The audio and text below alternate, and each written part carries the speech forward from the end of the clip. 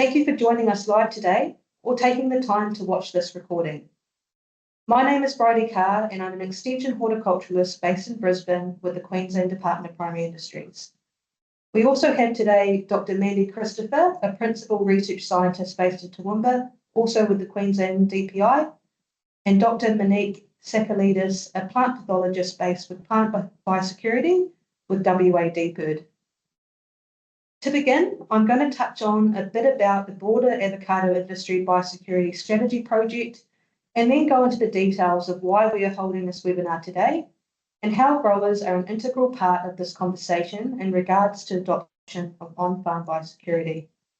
If you have any questions, please feel free to type them in the chat as we go, and we will get back to you after the webinar. So the Avocado Industry Biosecurity Strategy Project is a 5-year project led by Avocados Australia and supported by 5 different delivery partners. The project aims to deliver improved biosecurity outcomes for industry through implementing a range of industry preparedness and prevention strategies. There is a video that has been recently developed by Avocados Australia that touches on the various components of the project, and if you haven't seen this video yet, it is definitely worth checking out to gain a better perspective on the wider project. This webinar today is a component of a body of work that's been led by WA DPIRD and Queensland Department of Primary Industries, and this work has involved a workshop of the experts to identify the high priority pests of concern to the Australian avocado industry, comprehensive high priority pest pathway analyses, which has been led by Dr. Mandy Christopher, a grower-led workshop reviewing the potential pathways that these pests could arrive on your farm, and what potential on-farm biosecurity practices industry could adopt to mitigate these risks of incursion. A grower survey was also conducted by AAL to benchmark current appetite and adoption of on-farm biosecurity in the Australian avocado industry last year. And now we're at the stage of gathering regional insights from growers about what the potential barriers of adoption are of on-farm biosecurity practices that have been identified that can mitigate risks, and what information or support growers may need for moving forward. Originally, these conversations with growers to gather these insights were going to take place in regional focus groups, but this is now being delivered through a webinar, hence why we are here today. Completing the short survey at the end of the webinar today, or after you watch the recording, is a crucial element for us to gather data and further information from growers directly on adoption barriers and insights or ideas you might have about overcoming these. So please do take the time to complete this survey after hearing all the information we have for you today to take into consideration. The webinar will begin with Dr. Monique Sakalidis from WA DPIRD sharing some avocado industry-specific economic impact insights. Then Dr. Mandy Christopher will introduce us to the high priority pest that she has come to know very well and their potential pathways on arrival to your farm, and what suggested on-farm biosecurity practices have been identified as helping to mitigate the risk of incursion. Then I will finish up with an aerial image of a farm showcasing some of these practices and how they could be adopted on your own farm, and a friendly reminder to please complete the survey, which will be a vital part of developing an adoption strategy led by industry. And I'll hand over to Monique. Thank you, Bridie. So biosecurity refers to measures aimed at preventing the introduction or spread of harmful organisms. These measures protect your farm, your industry, and your profits. Good on-farm biosecurity is critical to protect your farm from exotic pests, those that aren't yet found in Australia, and other pests that are established in some parts of Australia or all of Australia. By stopping pests from entering and establishing on your farm, you reduce pest and disease-related losses and protect your access to domestic and international markets. The tricky thing about biosecurity is that we are suggesting that you invest time and resources now to protect against pests that aren't even here yet. However, we do know that a relatively small investment now can make a huge difference in the future should a new pest outbreak occur. However, to estimate what the potential losses that industry may experience in the event of an exotic pest outbreak, Dr. Tom Compass from the Centre of Excellence for Biosecurity Risk Analysis, CEBRA, at the University of Melbourne, examined the impact that the introduction and spread of three high priority pests may have over 2 years in Queensland and WA. He looked at production loss, the cost of management, and trade restrictions.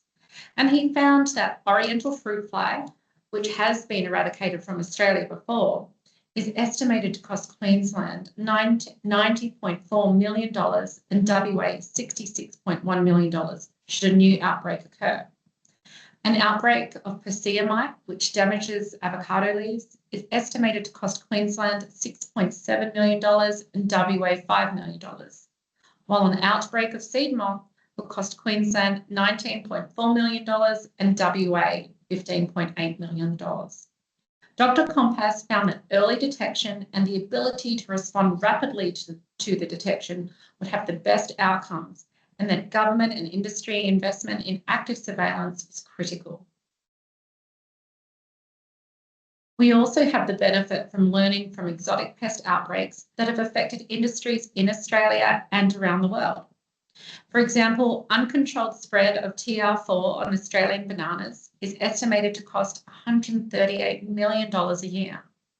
And PSA, a bacterial canker disease of kiwi fruit in New Zealand, cost between $740 and $885 million over 15 years. In hindsight, it is clear that a relatively small investment in prevention is better than facing the consequences of a biosecurity incursion. In October 2022, a team of experts, some of which sit here at this table, reviewed exotic and established pests of avocado. They sorted the exotic pests into Tier 1 and Tier 2 based on potential impacts to avocado. In total, 17 pests were identified as high priority pests of avocado in Australia. When an exotic pest is first detected, the government will typically work with industry to attempt to eradicate if possible. Early detection will greatly enhance the chance of eradication. Unfortunately, one of the Tier 1 high priority pests that was identified in the 2022 workshop has since been detected in Australia. So papaya mealybug was first detected in the Darwin area of the Northern Territory in July 2023. And it was detected in southeast Queensland and Townsville in 2024. And it was determined that it was not possible to eradicate and is now classified as an established pest in Australia. And I'll now hand over to Dr. Mandy Christopher to continue the rest of the webinar.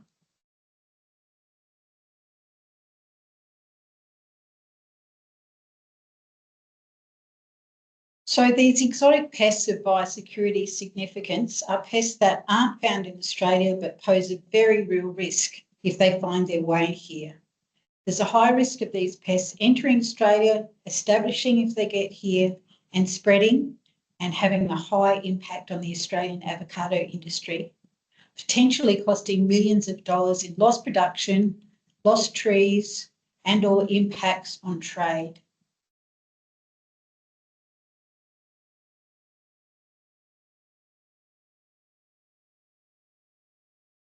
So the Tier 2 pests similarly have a high risk of coming to Australia and establishing, but they're pests that perhaps we know a little bit less about and less certainty about their economic impact on avocados were they to arrive in Australia. There are also some established pests of biosecurity significance that are established in some parts of Australia but not in others, and are considered risks of spreading, particularly with our changing climate. We don't know, they could potentially spread to areas where they aren't currently a problem.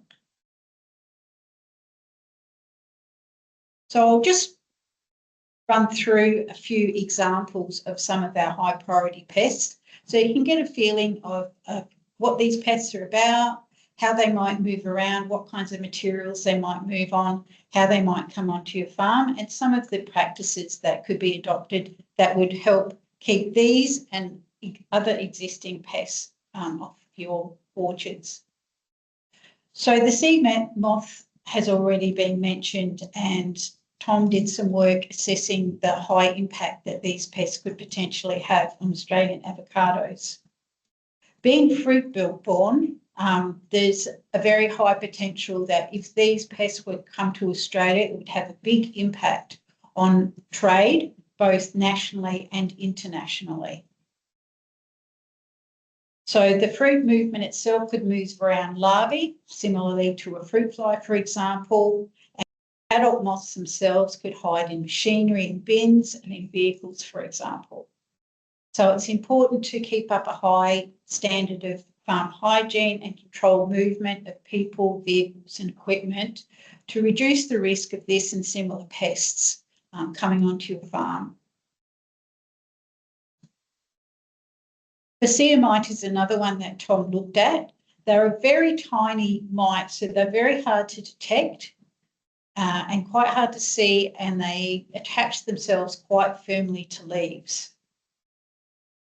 So they have a high potential to be moved around, possibly with leaves that might get caught up in equipment or vehicles, or even the little mites themselves could hide in clothing or hats or in infested plant material. Probably the greatest risk for this particular pest is the potential for moving it onto a farm for unregulated planting material. So it's really important to use certified nursery material, and if possible, even quarantine that material for a little while before planting it to make sure that there aren't any hidden pests that come out over time.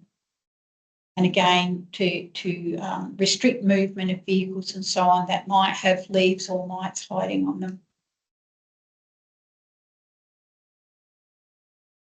The brown-headed leaf rollers are native to New Zealand, so they're just across the ditch there. They cause a lot of yield loss, and again, because they can be seed-borne, could have potential to have a big impact on trade.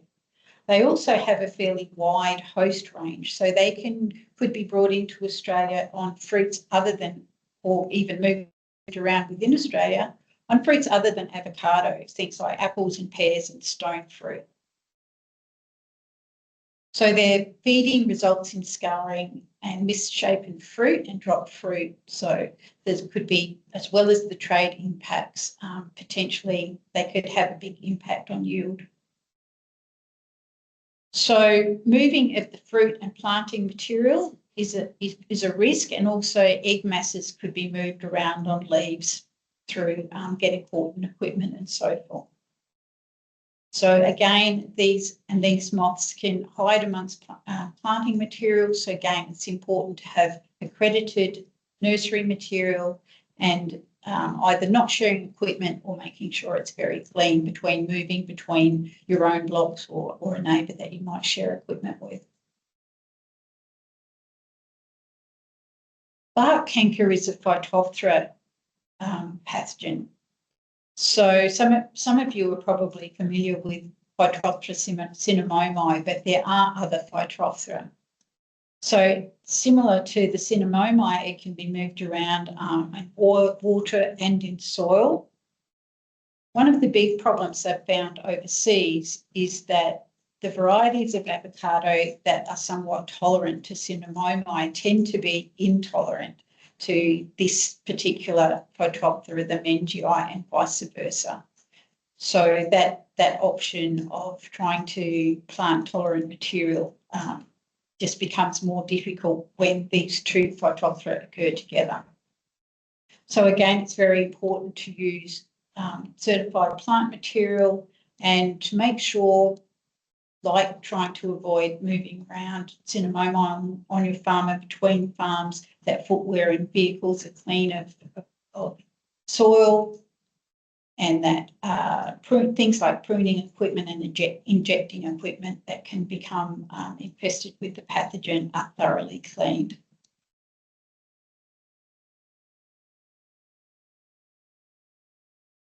The last one I'll talk about in detail is the red bay ambrosia beetle. Now, this is a bit of a different kind of beast. It's a kind of beetle that attacks wood. So it's not just dead wood, but also living material. So it attacks trees, but it also carries a fungus that causes a lot of damage to the trees as well. So it can be moved around in things like firewood, but even processed wood products like packaging and pallets. So it's important to make sure that any wood material that comes onto your property is thoroughly inspected. The insect can get into the wood and cause galleries, and along with it brings along this fungus, which can be devastating and lead to a lot of tree death.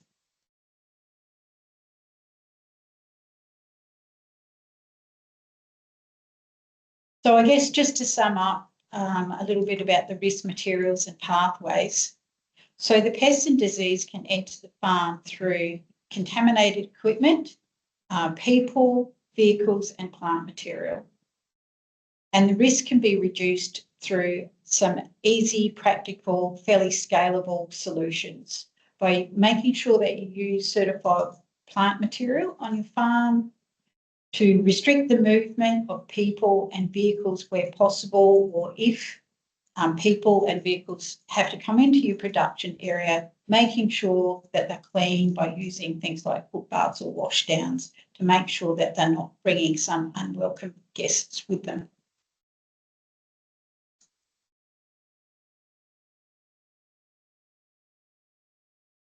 So if you're interested in looking at some more of those pests, you can go onto the Avocados Australia Best Practice Resource area and click onto the Biosecurity page, and all of our high priority pests are there. And if you click on the image of the pest, it will take you to a very detailed pathway assessment that will give you a lot more information about those pests and how they can be moved around and where the risks are on different farms.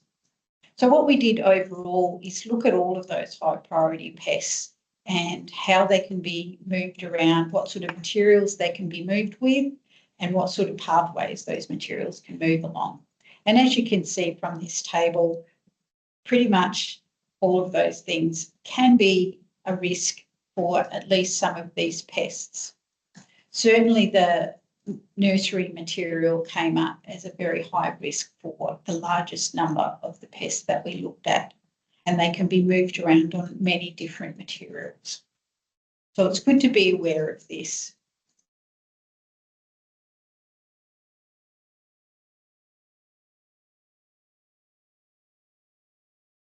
So those infested plant materials can carry things like pathogenic diseases that can be latent, so they're not always obvious at all stages.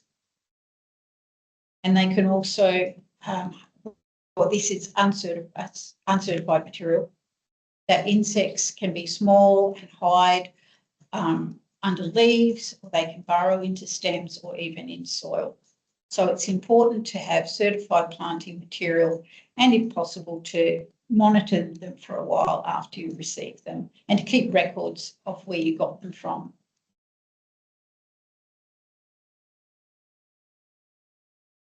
So fruit is perhaps a slightly less risk in Australia, where material that's damaged is unlikely to make it out of packing sheds, but there's always risks from like peri-urban type orchards or from people's backyard trees. So it's really important to be aware, make sure that any damaged fruit is discarded away from the production area as well.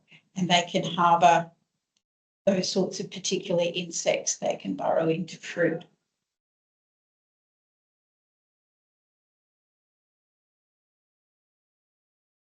So it's important to keep contaminated vehicles, machinery, equipment and clothing, or potentially contaminated, either away from the production area by having an area away from there to talk to visitors or to deal with anybody who comes onto your farm. But if they do need to actually come into the production area, it's really important to make sure that their vehicles, their boots, their hats, everything is clean and therefore doesn't carry any of these exotic pests and pathogens. And they can be insects, adult insects themselves. They can be eggs, larvae hiding in compost type material, or they can be small sticky insects that can hide in all sorts of places.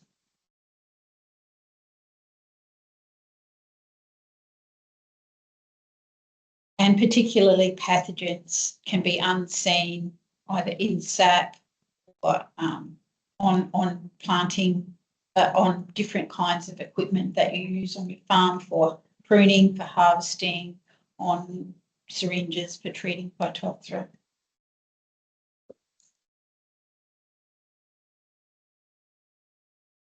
And as I mentioned, soil and leaf litter can harbour Phytophthora, but they also can carry insect pupae, for example.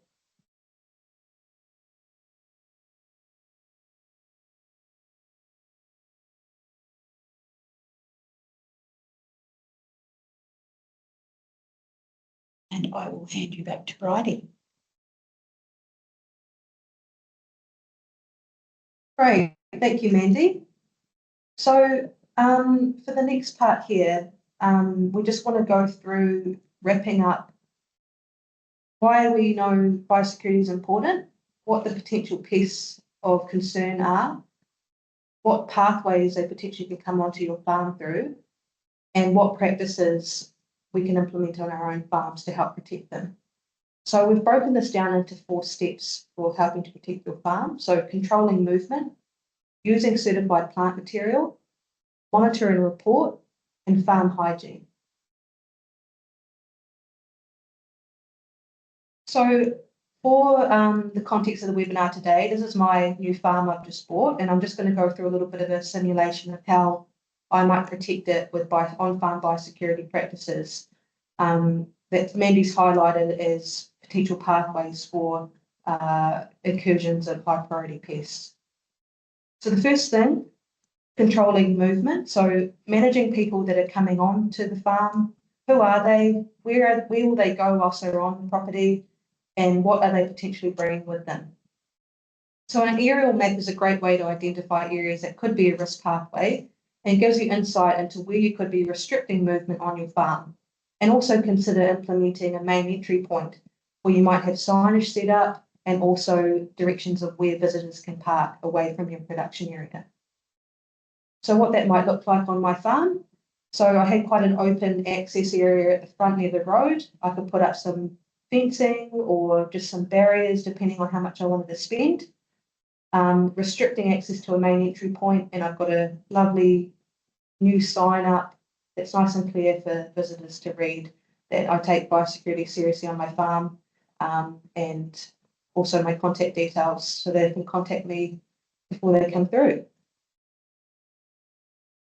The other thing I might consider doing is restricting access to production areas. So any areas that are leading to bigger blocks that are easily accessible without first coming to the reception or the visitor car park area, I might have some signs up restricting access or please report to the office. The next thing I might consider doing is having that visitor car park area. So this would be an area clearly labelled, and also away from a production area as well. The next thing I might consider doing is having a visitor record at the office. So this can also support clearing your property faster if there was an incursion or outbreak. Having a record of who's been on your farm with their contact details make tracebacks far easier and quicker. So with that being a faster and more efficient process, given you have those records, you can get back to trading quicker. The next thing that Mandy mentioned quite a few times that aligns with a lot of the high priority pests of concern is making sure that we're using plant material from certified nurseries, so ANBAS accredited nurseries. So going back to my farm, I'm going to make sure all my trees were sourced from ANBAS accredited nurseries. And if not, I'm just going to make sure, well, yeah, that's not an option. We really want to make sure that you are. But in the case of if that is something that you can't avoid, making sure you're quarantining those and really keeping an eye on those trees before you put them into major production areas.